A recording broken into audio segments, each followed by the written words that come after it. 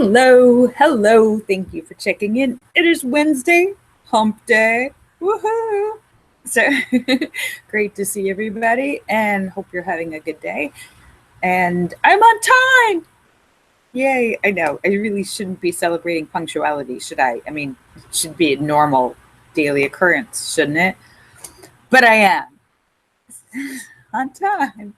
Woohoo. Yay. Um, so there you go. And anyhow, hope you're all doing well. Sorry I wasn't here yesterday. Yeah, Linda, you were right. Every time there's like massive update, my computer like won't work, and then I have to like do a reboot and set it back to a previous day. And anyhow, so it takes like an hour to do that. So just before I was supposed to go live yesterday, I realized I was going to have to do that because it couldn't go live because it wasn't working. And so anyhow, so that was that. So here we are. Hi, David Jones.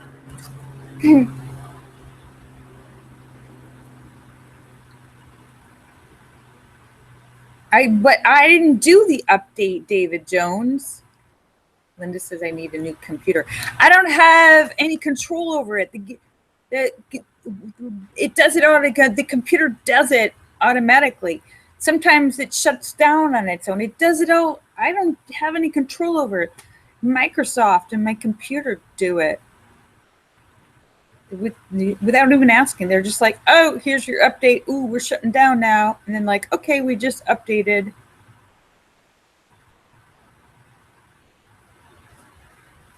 Yeah, all the Windows stuff.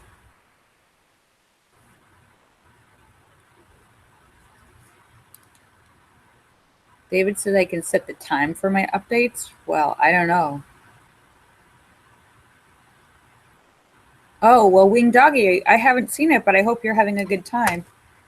Anyhow, okay, I'm not going to get political today. Today, I'm going to get just life experience. And it relates to people, but most importantly, relates to women trying to live their lives. Because, all this stuff, okay, I'm an actress. And we're hearing all this stuff about Harvey Weinstein and all this stuff and sexual harassment and gross inappropriateness and stuff. And what's striking me the most is like how many different reactions, because I can just say that first of all, it's not about Harvey.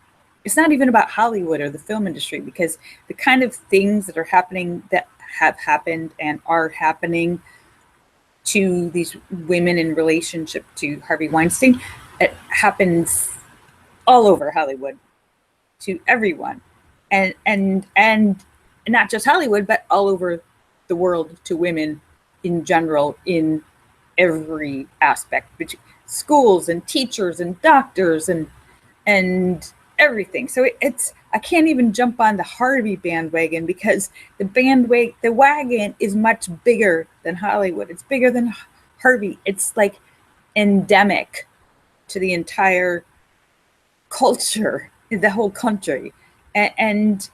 But what's even worse and most of the time people are like, oh, well, you weren't really harassed because nothing happened. It was just, okay, most of the time it's just gross inappropriateness. And people say, oh, it's just a lonely guy, asking you out, or giving you a compliment, or, trying to hit on girls because you're a girl and you're pretty. But it's inappropriate when it's somebody that you want to get a job from. Somebody who, for instance, they're an intern, and the other person's the chief executive. So it's the imbalance of power, and so it's not just Hollywood. And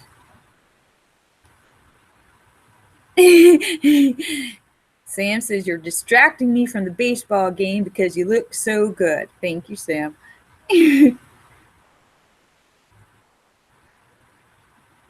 When Doggy says no is no. David Jones says it makes it makes men feel like every conversation might be considered harassment.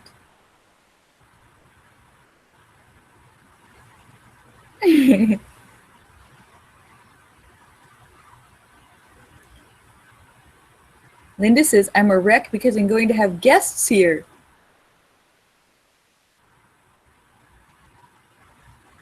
So, woohoo! Well, Linda, that's exciting. Dantooine says, Sam, it's going to be the Dodgers versus the Yankees. So now you can all pay attention to Lorielle. Hi, Jesus. Dantooine's got your spoiler.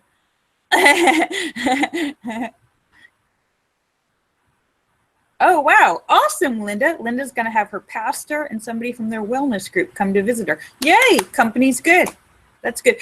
Well, you know what's more than just the inappropriateness, and for guys that are confused, it's not like you can joke with people.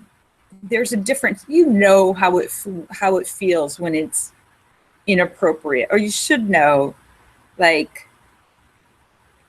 But I'm not even going to get into that. What to me is more annoying and frustrating is the reaction that somebody gets when they are a victim, or when they report, when they say what happens, because the reaction that women are getting to harassment and telling their story is kind of the same reaction that I got when I was attacked, when I was a crime victim.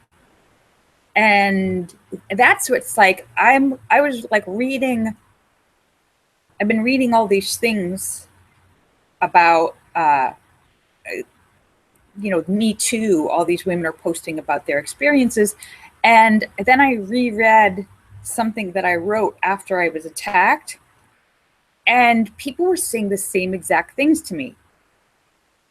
And it struck me that the victim blaming of, well, why didn't you do that? It's not just about sexual harassment. It's like about everything, where if something happens to a woman, people are always like, why didn't you do this? You should have done this. Why didn't you do that? Well, it's your fault for this. You should have said something. It's your fault for this and this and this. And why didn't you do that? And why are you just saying that now? And now you're just trying to get attention. Oh, it didn't really happen. I mean, I had the same things were said to me about being attacked, being assaulted in that are being said about these women now, that people are responding to their Me Too stories the same exact way. And I was like, and it shocked me, because I was like, what? Wait a minute. Because I was made to feel like I did something wrong. And oh, good. Linda says her wellness group is going to teach her how to cook. That's excellent. Yeah, even Donna Karen, who used to be a fashion designer, she's not anymore because she sold her company a long time ago, and now she's just a rich lady who, even her immediate response was, oh, well, when people are dressing so sexy, what are they putting out there? I'm like, hello, you're the one who was designing sexy clothes. Maybe you forgot. And it took her, and then she was like, oh, wait, did I say that? Wait, I don't really mean that. But that was her initial response. I had people respond, when I was attacked, what were you wearing? And this was a guy who knocked me unconscious from behind, out of the blue. And I had people say, well, what do you literally said, what do you expect? You were wearing that big hat. It drew so much attention to you. That my hat was like a sign, a beacon. My big sun hat was a beacon of drawing attention to me that I was going to be attacked. And I was like, I mean, the crazy things people say. Or people criticize me for for fighting back, for chasing the guy, that was stupid to fight back. It was stupid to do this, or it's stupid to chase the guy. And people, and I'm hearing people say that the reactions that women had in these different sexual assaults and stuff, that whatever they did was stupid, that they should have done this, they should have done that, why didn't they do this? The reaction you have when somebody assaults you, you don't know how you're going to react in those situations. So it's really like, victim blaming of how somebody responds. It's fight or flight.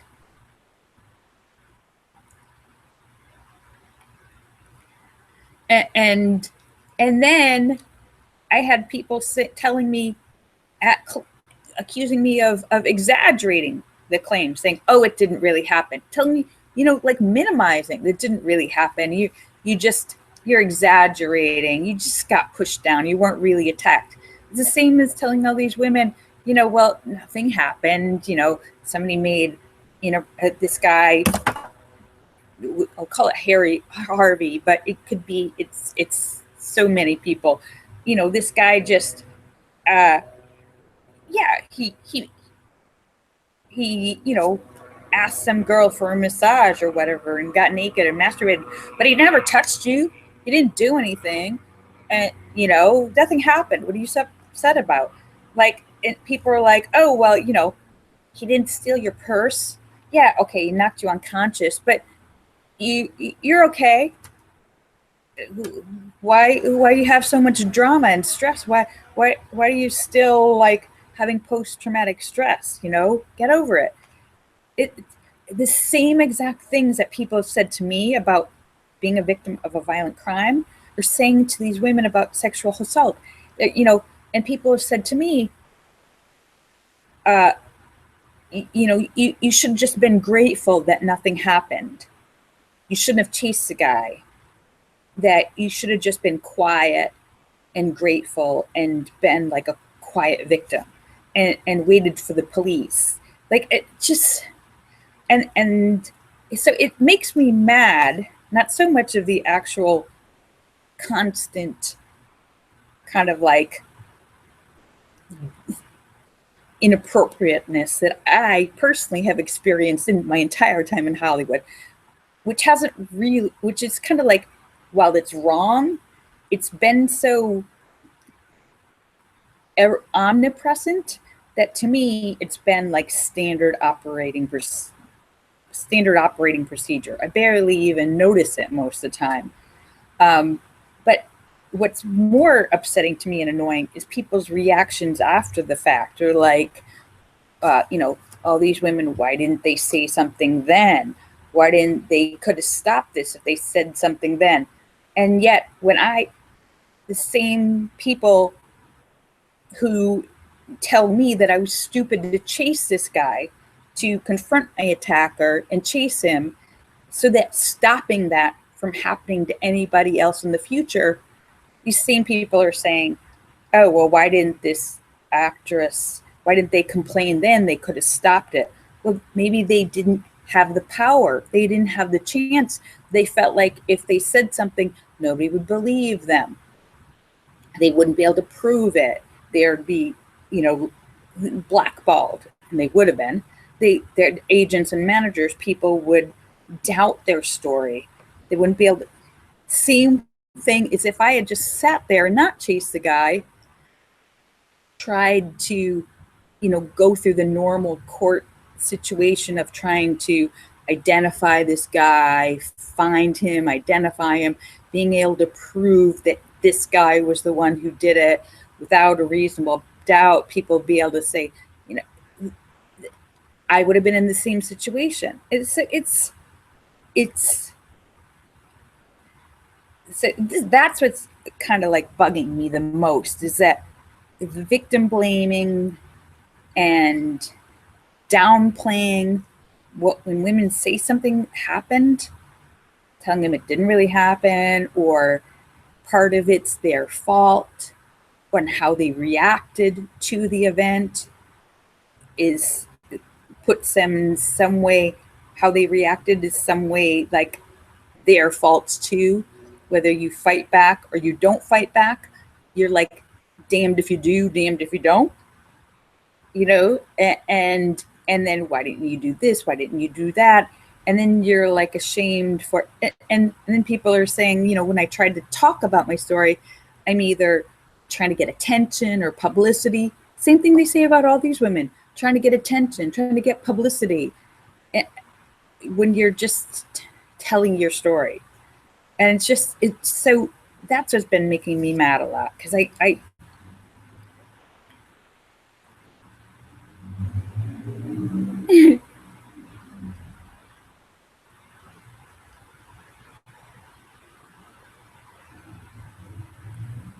David Jones says, how about when people in powerful positions act properly? Well, then there's nothing to complain about, David Jones, and that should be the norm. David Jones says, people knew about Harvey Weinstein and kept quiet. That's what bothers him. Hi, Janitor Bob, said George Clooney should have said something. Well, I mean, but the thing is,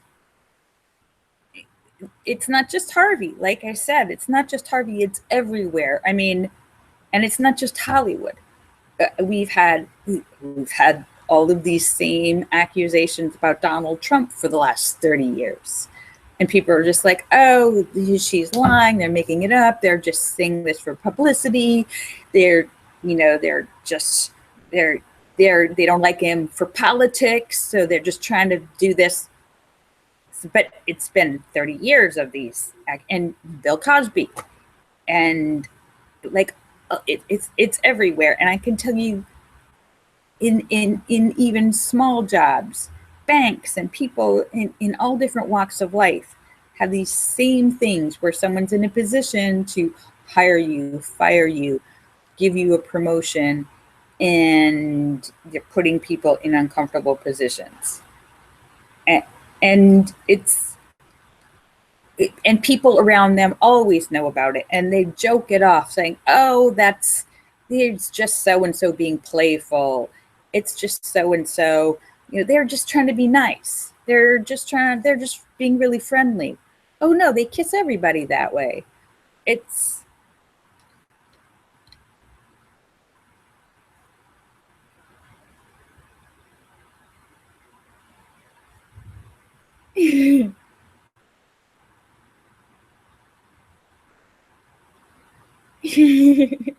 so it's everywhere. I mean, Sam says the all this story now about the Olympics doctor, and we've heard so many stories about doctors being inappropriate, touching patients when they shouldn't have, for exams that shouldn't have that kind of touching.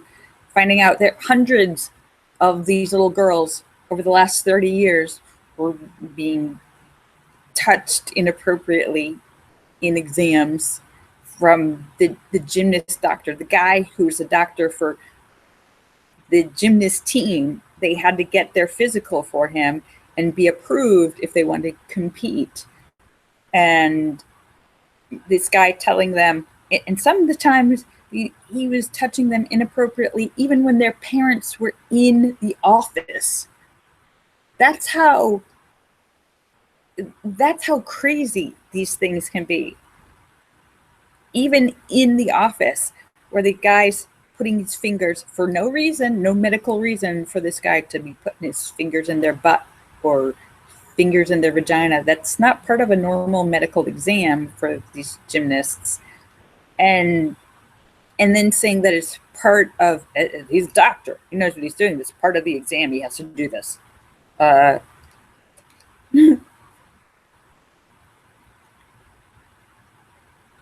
So yeah, so it's everywhere. It's everywhere. I mean, and some of it says like, well, what is harassment? What is, nothing really happened. It's just somebody asking you out, but it's inappropriate. So there's a line between inappropriate, harassment, and assault.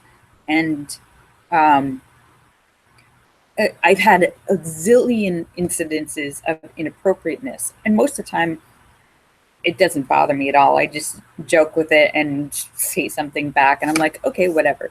And that really doesn't bother me.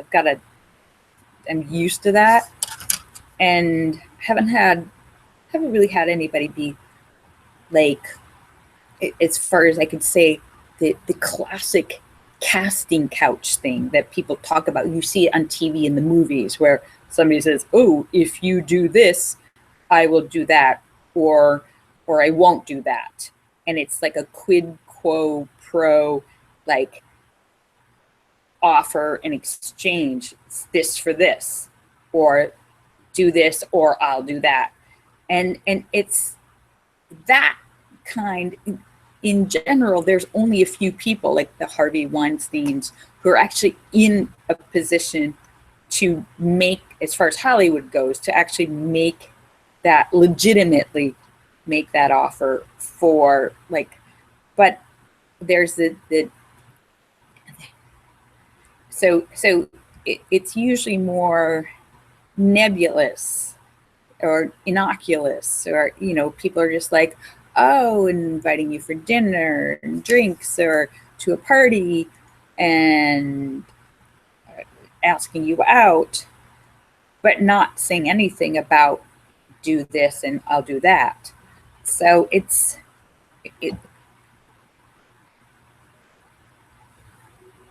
so anyhow, but I mean, I had, when I was on one of my first films, when I was working for Michelle Pfeiffer with the giant film crew, and this would fall into inappropriateness, I guess, but really creepy inappropriateness. We had the whole film crew checked into a Doubleday hotel outside of San Francisco, and didn't think much of it.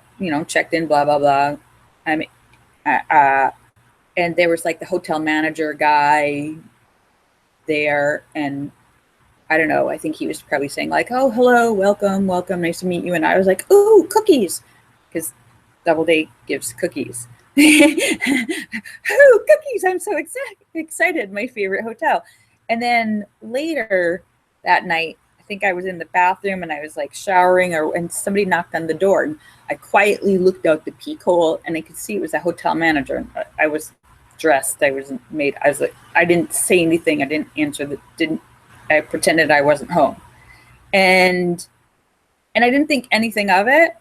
And and then later, like the next day, I bumped into the guy, and he was like, "Oh, I knocked on the door, and you were there, but you didn't say anything." And I was kind of creeped out. I was like, I was like, "Oh, yeah, I was in the bathroom." But I was kind of creeped out. Like, how did he know I was there but didn't say anything? Which I thought was like, well, that's really weird. And still, I didn't really think any of it. We were only there for like 3 days or something. And I was just working all day long. We're having like 12, 14-hour days on set. And it wasn't until I was like packing all my stuff up when we were leaving that I found I had all these like papers and, scripts and stuff. And I was picking up all my papers to pack them up. And I found a note inside my room from this guy, that he had come into my room and put a note in my room asking me out, asking me for dinner. And I was like freaked out. I was like, oh, this is really inappropriate and weird, and creeped out. And I was like, wow, I would have been freaking out if I'd seen that before, but I didn't know it was there because it was I had stuff all over. And I was like, okay, that is grossly inappropriate. Now, is that harassment? Is that like, what do you call that? So, and since then,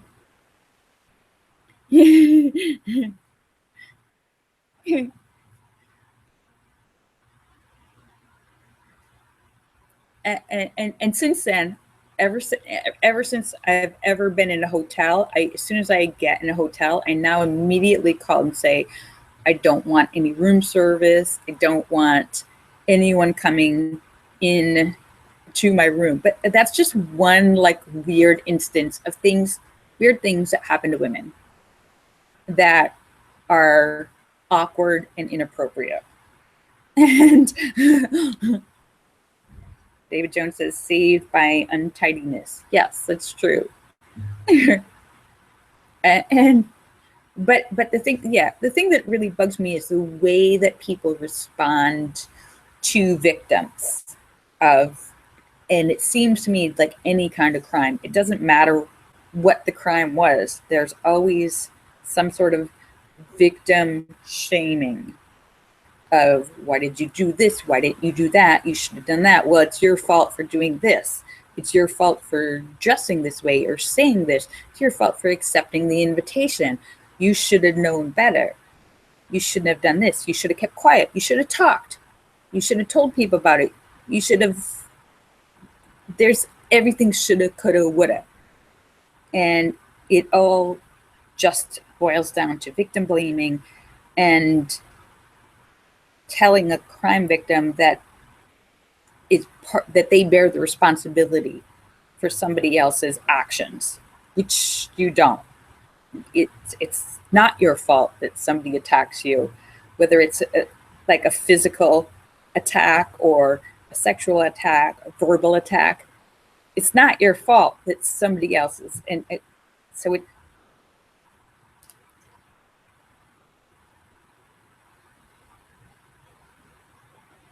Tisa says, why didn't the guy just ask you? He wanted to go out for dinner. Why didn't he just ask you?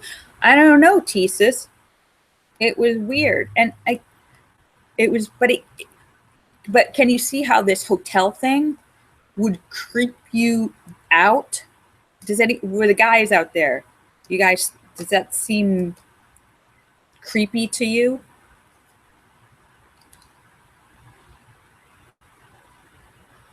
Tisa says maybe he was like, see, and we justify this. Tisa says, you're right. And I do it myself the same way. Donna Karen says, oh, well, we try to say, well, maybe he was shy. Maybe what were you wearing? You were dressed too sexy. We're sending these messages, and maybe he was shy. He was just a lonely guy wanting to ask you out, except he's the hotel manager of the place I'm staying at, and he has a key to my room. So Sam says, very creepy.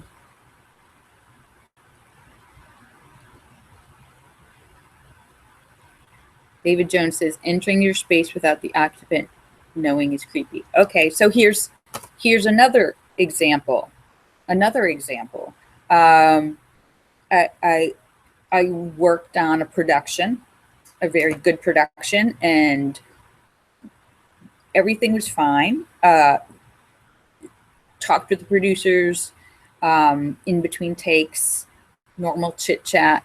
There was never any exchange of phone numbers or addresses, or never any like, hey, let's get coffee sometime after we're done shooting. Never any sort of, none of that. Just normal.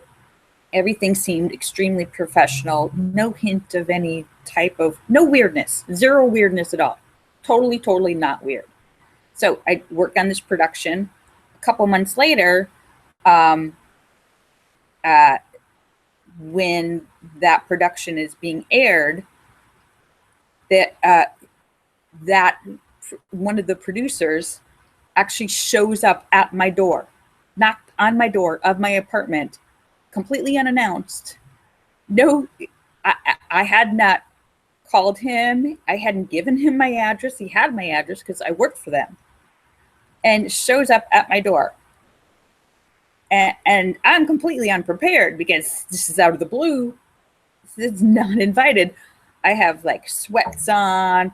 I'd been doing a hot oil treatment. So I literally had my oil in my hair with it twisted up in a bun with a clip on top, and then a plastic bag. If anyone's ever done the hot oil treatment, clip your hair up, you put a plastic bag on, you let it sit for an hour or whatever. So, since I was doing hot oil treatment, I was going to take a shower afterwards. I had like a green mask on. I was doing like a, so it was like my like spa night. And so, and this is somebody who is working, producing something where they are producing a whole bunch of things. I'd worked with them, fine. I want to work with them again. I would love to work with them again. And I had been hearing from casting directors and people involved in their production company that they were having production meetings about me, that they were gonna cast me again. They loved me. They wanted to bring me back for more and more and more. And they were telling other casting directors, oh, she's great, you should hire her. I was like, oh, this is awesome. My career's totally taking off. And then this guy shows up at my place. I'm invited. Now, and even then he was like, oh, I just wanted to, you know, just coming to say hi, which is weird. And so I was like, and this guy's here. And I was like, this is a guy who holds a key to my future employment. And it would have been totally fine if this guy had called up and said, hey, you know, it was so nice talking to you on this set. Do you want to get coffee sometime? I totally would have been like, oh yeah, let's totally get coffee. He shows up at my house and I look like crap. And I was like, I don't even know what to do. I'm so stunned. I was like, hang on a second. And he's like in the hallway of my building and I'm quick, like wiping off the green mask of my face. I'm in sweats and I stink and my hair, I have to keep it. I took the plastic bag off, but I still have my hair clipped up because it's full of oil. And so he comes in the house. I'm like, so hi, welcome, come on in. And whatever he had imagined would take place when he came to see me, or however he thought he would be received, it didn't happen. Instead, we sat down and he looked at like photo albums with me for like 20 minutes and then he left. And it was the most awkward, like uncomfortable, awkward you could imagine of that. And then he left. And then this guy who wanted to be my new best friend suddenly was like ice cold. Because afterwards, the next day, I was like, okay, that was really weird. I need to like call this guy to make sure that there's no weirdness. Well, the next day there certainly was weirdness after that. It was ice cold, chill weirdness. Like, whoo. And there was suddenly that company, suddenly no more, never auditioned for that company again, never worked with them again, never. Now, so you tell me, what was that? What was that? Nothing happened. Nothing was said. No, this guy never said anything suggestive or romantic. So the only inappropriateness was the actual showing up at my house.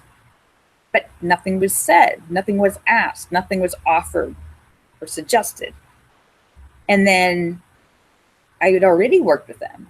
So no job was taken away or given. So what was that? Gross inappropriateness? Did this guy say something to the casting? Did he stop me from ever working with these people again? Was I blackballed? What was it? I don't know. I probably will never know because nobody's ever told me. And so what is that? Is that sexual harassment? Is that gross inappropriate? What is that?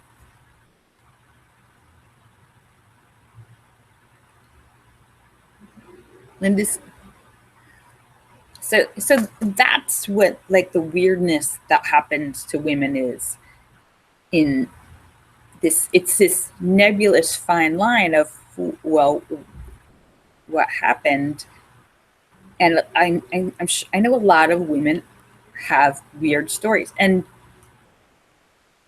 you know, what was I didn't know how I didn't complain to anyone. There was no one to complain about this guy, because what am I going to complain about?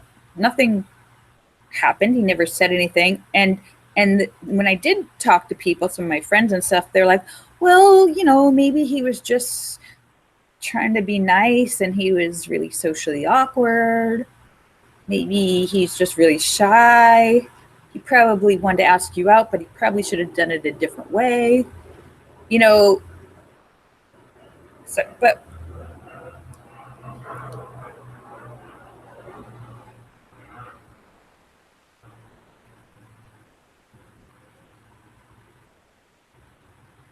Sam says he has a question. What does a hot oil treatment do for you?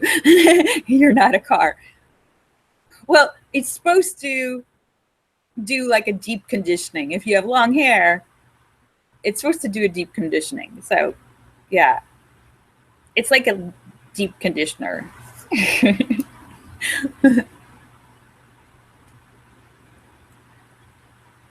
So what is this? And was I supposed to like respond in a different way? And if I had, would that have been good for my career? So that's, and who was I, and if I had complained, let's say hypothetically I had complained to that production company, called the casting directors, I would have still probably never worked with those people again. They would have thought this guy could easily say, you're taking it the wrong way. It was just being nice, trying to be helpful, and you're making it into something it wasn't. And again, there's people. So what is that? And what do you do? And so that would be one of my Me Too stories of gross inappropriateness, harassment.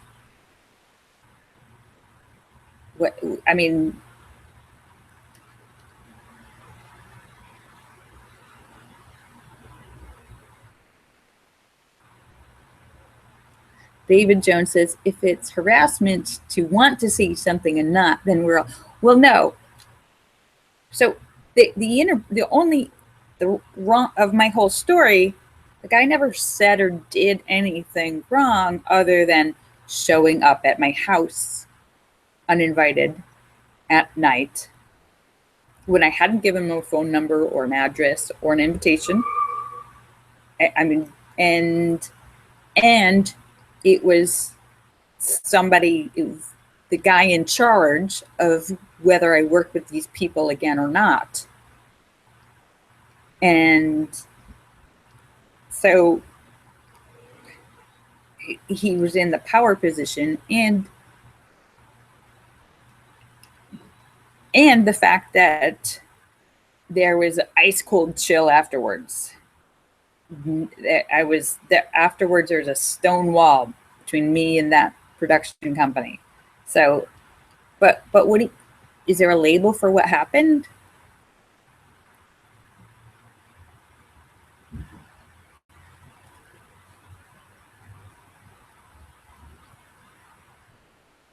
Sam says it's just uncomfortable for him to even hear these kinds of things.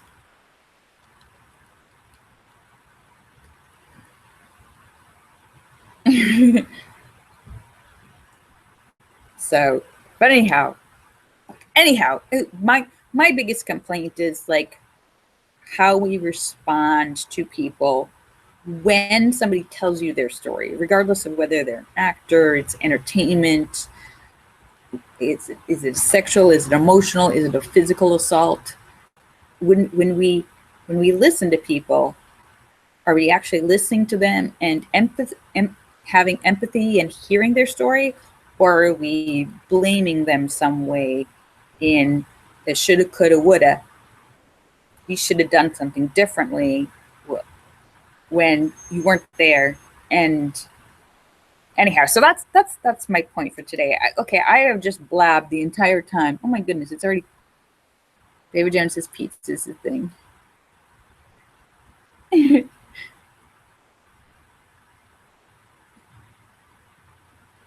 Don Tween wants to know if I will ever do a show with my hair in a plastic bag and a green mask on. Yeah, and not only that was it uncomfortable that the guy showed up, but as an actor, I would have, if I were to meet with the guy, a person that can hire me, I want to look good. Okay, so with the guy showing up, not only that, like totally uncomfortable, he shows up, and I look like crap. No makeup on, with still little pieces of green mask, and my oily hair in a clip, and giant sweats, and I smell. All right. Okay. Uh, like it's like layers on layers and layers of uncomfortable and awkward. So I was like, oh, great. Okay. I am never.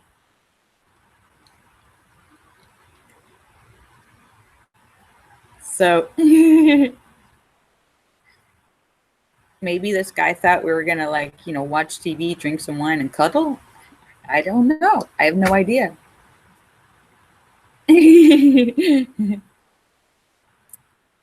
So, anyhow, so that's it. I have blabbed my head off today. I want to thank you guys for being my sounding board. I will be back tomorrow. It's already, it's starting to get dark so much earlier. I hate that. It's really warm in California, but the light change is the only thing that reminds me that winter's coming. All right, so I will be back tomorrow for Stupid Question Day. The genius will be here to answer all of your important questions. So I hope you guys have an awesome rest of the day, and I will see you guys tomorrow. Okay, kisses for everybody.